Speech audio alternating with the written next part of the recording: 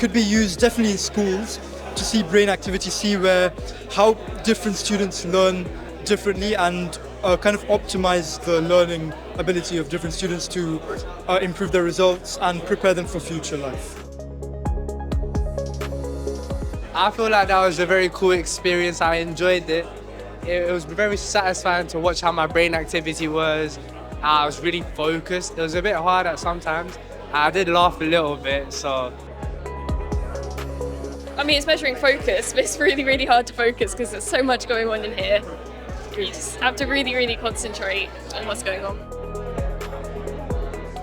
Well, I don't actually understand quite what it is, but I can imagine that if it's a way of training me to concentrate by sort of feedback, that could be very useful. For sports players, for example, who want to get in the zone, as they say, I can see something there.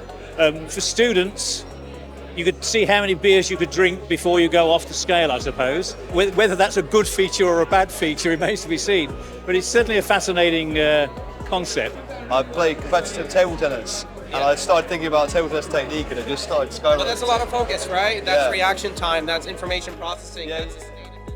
It's very interesting, cutting edge stuff. Personally, I'm really interested in the brain and how it works and how it controls our actions. So yeah, it's a very valuable experience. I hope it isn't the future. I don't want to know what somebody else is thinking. I hope it is, simply because I'd like to know how my brain works more effectively. I'd like to know how my students' brains work or don't more effectively. Well, I guess it can be used to for diseases, like brain diseases. Yeah.